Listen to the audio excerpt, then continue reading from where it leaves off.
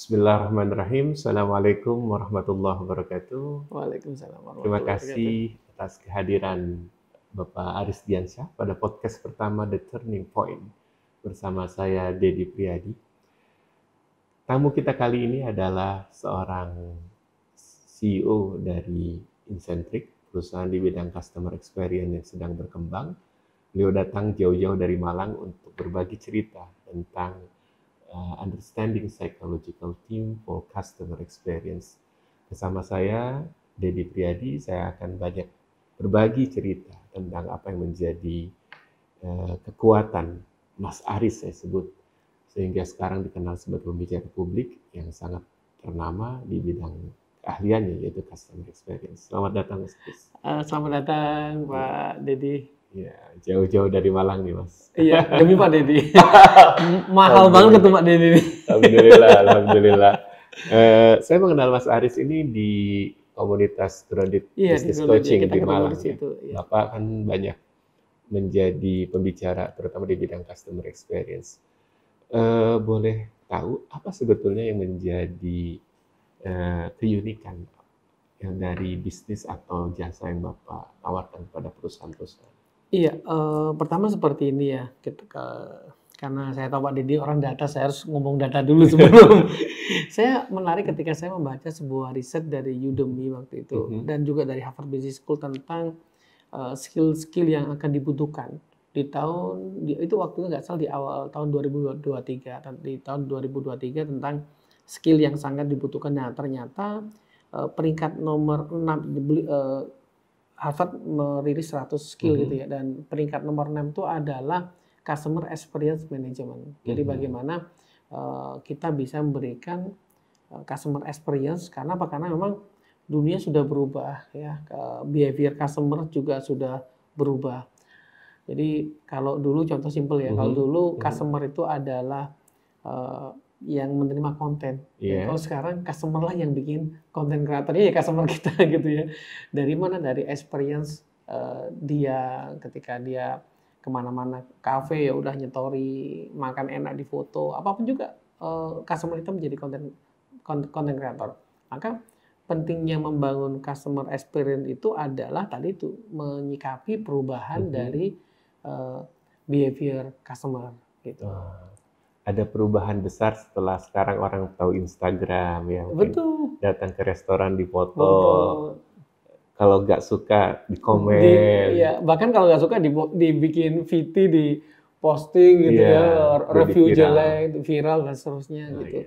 Nah, behaviornya seperti itu, makanya penting sekali ya bagaimana kita kemudian memberikan customer experience, karena nilai sebuah brand itu bukan pada bagaimana dia mengkomunikasikannya di medsos atau di mana, tapi juga experience nyatanya itulah brand sejatinya seperti itu gitu.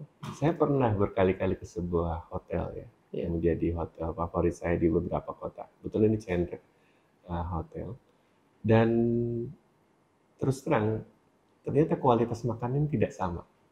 Di satu hotel tertentu, di satu kota, ya di hotel dengan brand yang sama, saya merasa nyaman, sehingga saya berkali-kali menginap di tempat tersebut. Tapi ketika saya coba di kota yang lain dengan brand hotel yang sama, ternyata tidak sama. Sama cerita gini, saya sudah bisa nembak nama hotelnya. Kita nggak janjian ya? Iya, nggak janjian. Inisialnya S. Iya, betul. Itu hotel favorit saya. Iya, di Depok yang paling enak. Kurang tahu. Saya sayang di Depok. Gimana? Iya. Jadi ceritanya, mengapa pada satu brand name, big name gitu, big name chain hotel atau chain restoran yang sama, kadang kita menemukan pengalaman yang berbeda.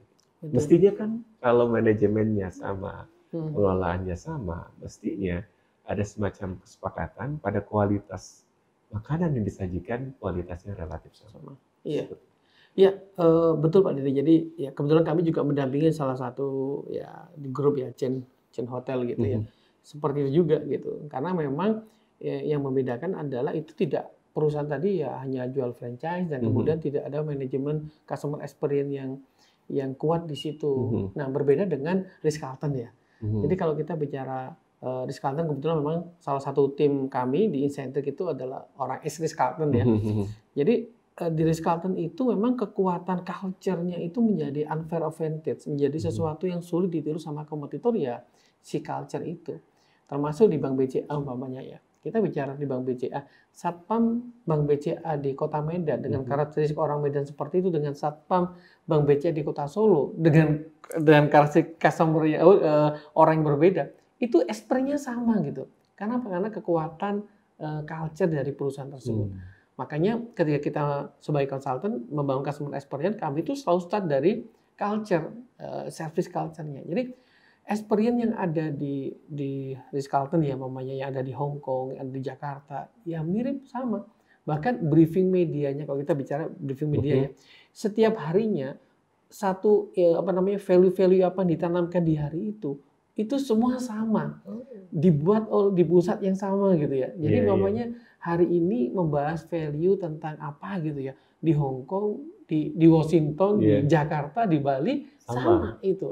Jadi betul-betul mereka itu kuat banget untuk membangun si culture tadi itu.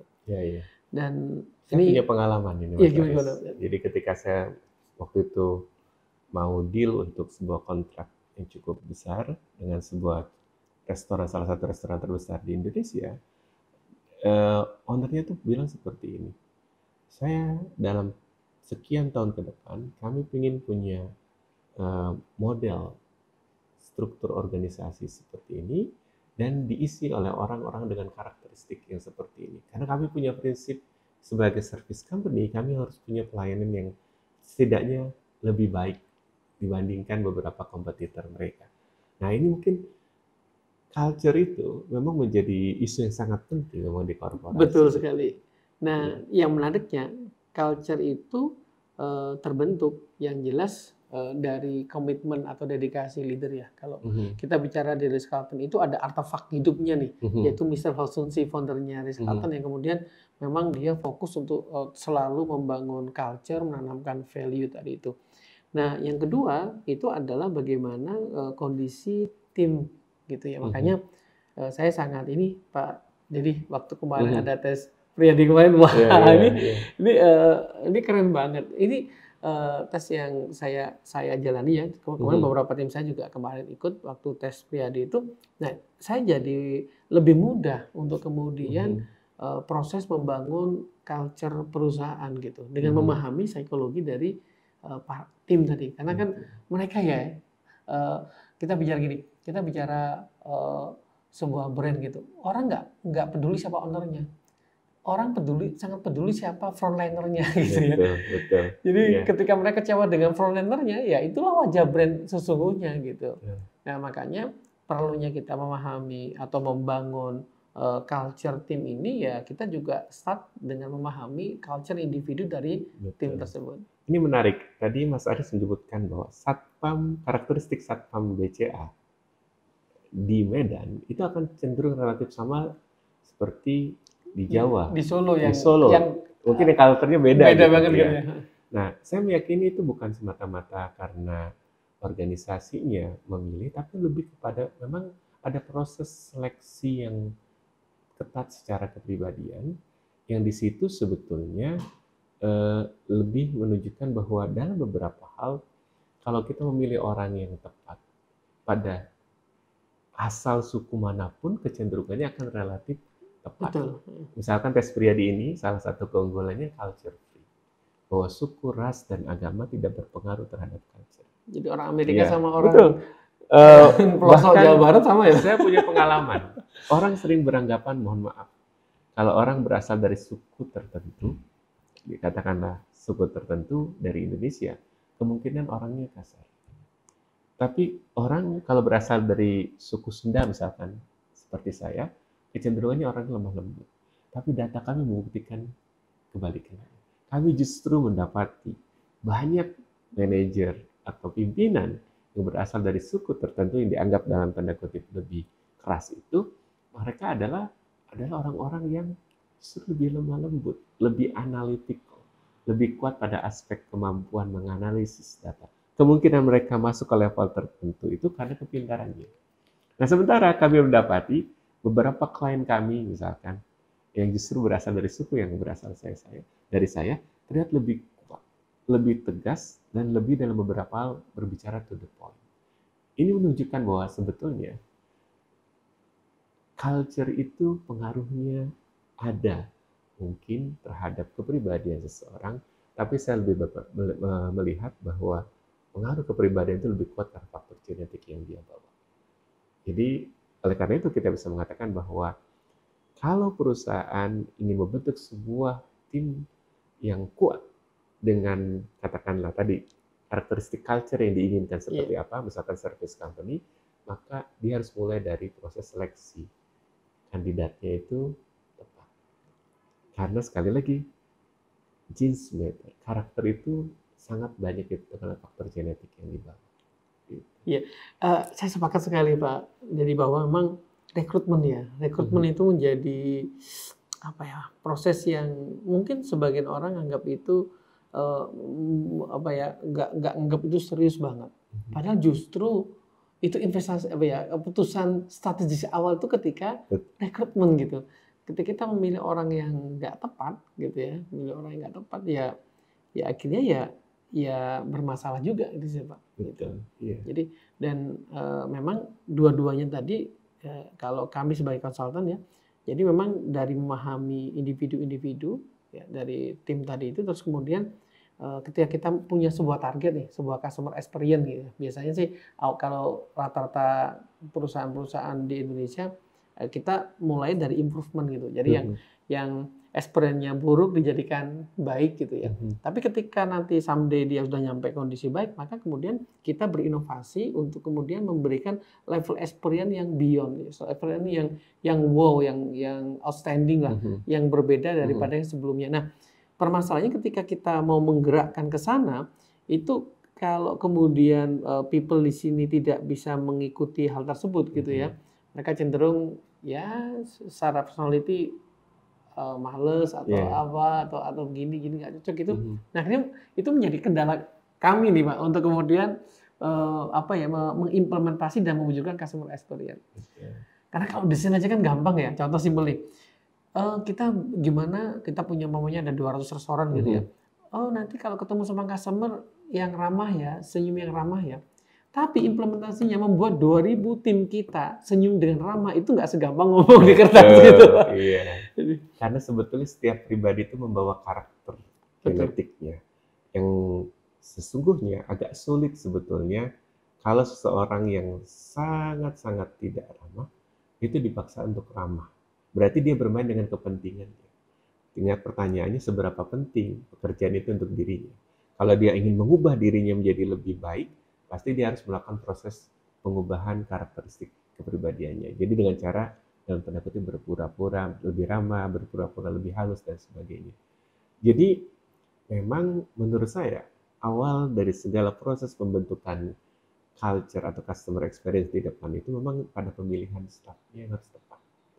Agak berat misalkan kalau kita berharap seseorang pada katakanlah pada posisi engineers, sementara orang yang dipilih adalah orang yang tidak kompeten, kurang teliti, kurang pada aspek persistensi dan sebagainya. Ini Mas Aris ada pengalaman menarik dari kami. Iya, kami itu ketika membuat sebuah sistem, saya mencatat setidaknya ada 2 kriteria umum yang menjadikan kita menolak. Biasanya kalau kandidat itu masuk ke sebuah perusahaan. Yang pertama, kalau nilai need for rules and supervision-nya itu bermasalah. Biasanya nilainya kuning atau merah di warna database pribadi. Makanya apa? Itu karakter orang yang cenderung random. Kurang bisa mengikuti aturan dan dalam banyak hal cenderung mensiasati aturan. Yang kedua, kriteria umum yang kedua adalah kalau dia terlalu narsis. Secara sosial dia terlalu terbuka sehingga dalam banyak hal ingin selalu dalam posisi untuk menjadi center of attention of others. Jadi pusat perhatian orang lain. Burung merak dalam beberapa hal. Tapi yang menarik, mengapa alasannya orang dengan potensi narsisisme yang kuat itu cenderung agak ditolak? Salah satunya sebetulnya ada indikasi dalam beberapa hal exposure dia terhadap hal-hal yang cenderung sensitif pada aspek-aspek seksualitas juga kuat, atau porno aksi. Sehingga dalam beberapa hal ini menjadi 2 kriteria yang sangat ditolak di database pribadi.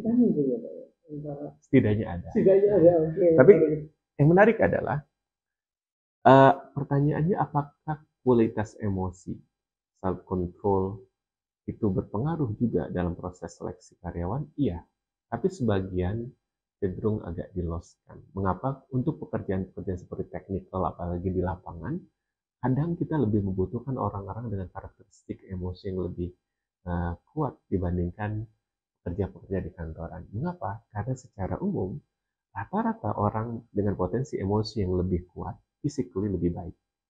Hanya di lapangan tidak terlalu banyak mengeluh. Sebaliknya, orang-orang yang cenderung lebih baik self controlnya biasanya physically tidak terlalu sangat kuat. Sehingga kalau dia bekerja pada tempat katakanlah yang berpanas-panasan, kurang ada coverage pada aspek katakanlah kurang ada kenyamanan, di ruang ber-AC dan sebagainya, dia cenderung komplain. Jadi kami melihat berdasarkan customer experience yang kita lakukan, mohon maaf menggunakan bahasa Mas Aris, kita melihat bahwa pada titik tertentu kepatuhan terhadap aturan dan kecenderungan orang untuk setidaknya tidak terlalu sangat terbuka terhadap sesuatu itu sangat positif, menunjang kecenderungan ke depannya apakah staf itu akan menjadi staf yang lebih baik di masa depan atau tidak. Intinya kayak gitu. Itu baru kriteria umum. Kriteria khususnya pasti berbeda-beda untuk setiap job position. Iya, gitu. Saya menarik gini. Jadi ketika kita membangun customer experience ya, kita membagi tim itu menjadi dua ya. Dan itu dua ini nggak bisa kemudian mana yang lebih penting, kedua sama-sama penting.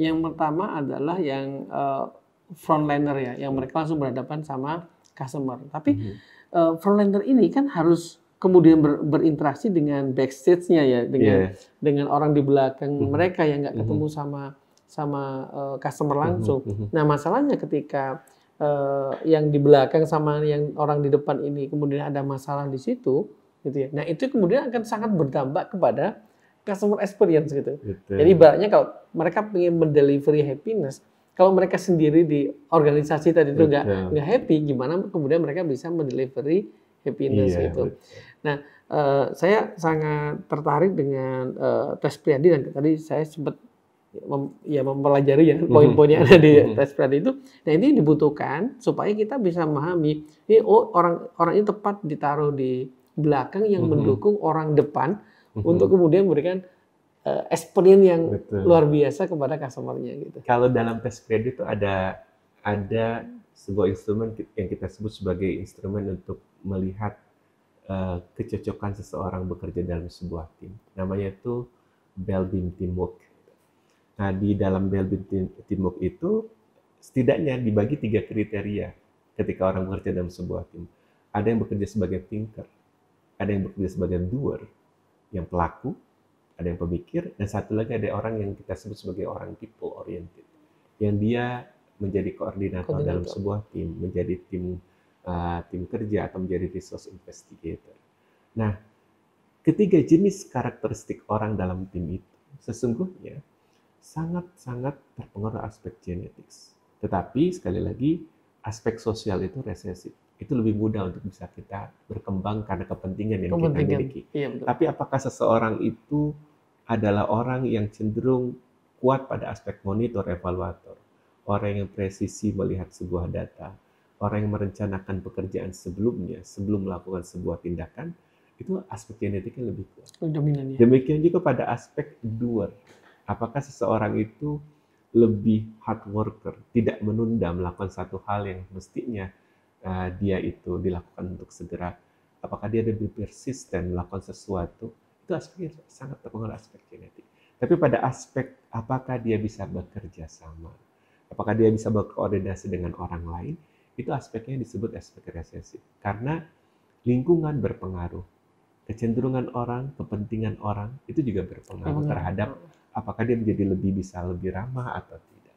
Jadi dalam banyak hal sebetulnya bagaimana kita membangun sebuah organisasi, sekali lagi menurut pandangan kami harus dengan melakukan mapping secara keseluruhan individu yang ada. Jangan-jangan pada sebuah tim kerja yang terjadi adalah berkumpulnya orang-orang dengan karakteristik yang keras, sehingga mudah konflik, dalam beberapa hal panas terus. Atau kebalikannya, Mas Aris, di sebuah tim kerja, katakanlah let's say ada 20 orang di situ, semuanya mager. Sehingga nggak ada orang yang eksekutor. Jadi semuanya pemikir yang dalam, gitu ya. Semuanya itu berpikir tentang satu hal yang jangka panjang, tetapi lupa pada aspek resultnya di masa kini. Nah, untuk bisa sekali lagi membuat sebuah tim kerja yang baik itu, menurut saya harus ada mapping tentang karakteristik individunya secara lebih baik. Genetiknya ya. Gitu. Genetiknya dilihat. Dalam banyak aspek juga sekali lagi penting sekali ketika kita memapping sebuah organisasi itu melihat karakter leadernya. Jangan-jangan organisasi itu bisa bekerja mencapai result yang sangat baik, tapi kurang engage dikarenakan secara leadership ini mereka memiliki karakter leader yang terlalu dominan. Sehingga leader ini tidak membuka ruang kepada organisasi untuk memberikan pendapat. Yang ada adalah hasilnya tercapai, efektif, efisien, tapi di belakangnya orang dumel. Kondisinya, ya, nggak inklusif gitu ya, kepemimpinannya. Iya, betul. Ya, ini menarik, saya pernah mengalami experience saya ketika mendampingi klien gitu. Jadi di beberapa C-level kita biasanya membuat namanya steering committee, panitia kecil untuk mengawal program pendampingan kami. Dan biasanya saya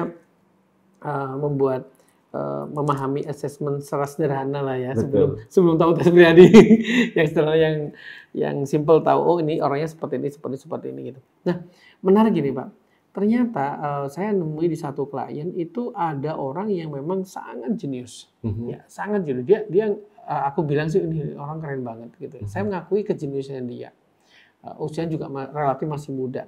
Ya, tapi masalahnya utama dia itu nggak bisa sisi humanisnya itu kurang banget. Humanitariannya itu kurang banget sehingga ya gampang konflik dengan orang. Terus kemudian ketika dia merasa lebih hebat, akhirnya kalau pendapatnya nggak diterima, dia cenderung untuk kemudian marah, ngambek, mogok dan sebagainya. Nah, itu kan di C-level ya. Nah, ternyata ada satu orang yang dia itu secara secara knowledge, secara intelektual nggak yang wow banget, ya. Tapi orang ini adalah orang yang bisa kemudian menciptakan harmoni gitu. Jadi kayak karakter itu kayak dia kayak lem gitu Pak, merekatkan semua orang. Dan rata-rata menariknya itu banyak orang yang selalu curhat sama dia. Di tempat yang enak, nyaman untuk kemudian bersandar dan sebagainya. Nah, akhirnya yang dilakukan itu dua orang ini bekerja sama gitu. Yang satu sebagai seorang thinkernya mungkin karena inovasinya, yang satu menjadi implementatornya di lapangan. Dan si orang ini yang kemudian memberi jembatan, memberikan penjelasan kepada orang di bawahnya. Oh, yang dimaksud sama Pak ini, Mas Pak ini loh sebenarnya. Gitu. Dan itu akhirnya Pak menjadi salah satu klien kami yang performnya luar biasa. Betul, ini menarik ini apa yang diceritakan oleh Mas Aris ini, karena relevan dengan apa yang banyak ditanyakan kepada saya juga. Kalau kita misalkan punya kekuatan yang sangat kuat, secara teori, mesti karena kepribadian seperti roller coaster, kalau ada satu yang kuat, ada bagian yang melemah. Tadi diceritakan bahwa orangnya sangat pintar, tapi tidak bisa menerima kekalahan atau tidak bisa menerima pendapat orang lain. Nah, menurut teori psikologi yang saya kembangkan, saya meyakini bahwa ketika kita memiliki kelemahan, yang bisa menutup itu bukan diri kita, tapi orang-orang di sekitar kita. Jadi ini keren, betul. Teamwork itu dibangun di antara ada orang yang kuat dan ada orang yang lemah. Yang lemah itu pasti dia punya kekuatan gitu. Biasanya orang-orang dengan karakteristik yang lebih ramah, yang dalam beberapa hal secara sosial lebih baik, dalam aspek pemecahan masalah kompleks tidak terlalu kuat. Sebaliknya, orang yang sangat kuat pada pemecahan masalah kompleks, yang biasa dikatakan IQ-nya sangat tinggi, itu lemah pada aspek kerjasama, lemah pada aspek pemecahan masalah sosial, konfliknya lebih mudah. Nah, sebetulnya orang yang tadi sangat kuat pada aspek intelektualitas itu yang tetapi kurang baik dalam aspek sosial, yang bisa menutupi dia itu adalah bukan dirinya sendiri, tapi orang lain ya, tim di sekitar yang lebih dekat. Itu prinsip psikologinya. Jadi istilahnya ada complementary. Ada satu tindakan untuk saling melengkapi satu sama lain. Saya punya kelemahan yang sangat banyak. Kelemahan saya di cover oleh staf-staf saya misalkan. Demikian juga Mas Aris punya banyak kelemahan pada aspek-aspek tertentu, pada aspek kepribadian tertentu. Dan saya meyakini kelemahan Mas Aris itu sebaiknya tidak diusahakan ditutup oleh Mas Aris, tapi ditutup dengan kehadiran tim yang melengkapi Mas Aris. Sehingga kita akan menjadi pribadi yang lebih baik. Kita tetap mengantisipasi masalah kita, tapi sekali lagi, dalam bekerja sama sebagai sebuah tim, sebaiknya mungkin kita harus lebih aware bahwa sebetulnya yang bisa mengcover masalah kita adalah orang di sekitar kita, bukan diri kita sendiri. Ya, bisa. Keren nih Pak nih. Terima kasih Mas Aris sudah hadir di podcast pertama kita, The Turning Point. Ini podcast pertama loh. Insya Allah akan berlanjut dengan pembicara dengan tamu-tamu lainnya. Siap. Saya senang sekali bisa bangga sekali jadi orang yang pertama. Alhamdulillah. Mudah-mudahan podcast kita berlanjut. Support kami terus di channel The Turning Point. Assalamualaikum warahmatullahi wabarakatuh. Waalaikumsalam warahmatullahi wabarakatuh.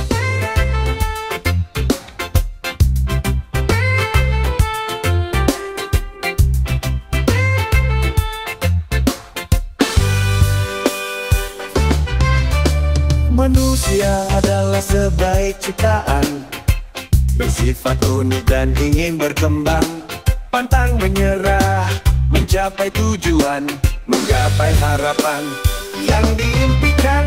Kunci sukses itu pengetahuan tentang diri dan orang lain, tentang kekuatan dan kelemahan, rajin ikhtiar dan berserah kepada Tuhan. Priyadi, kenali sedih, cari kepribadianmu.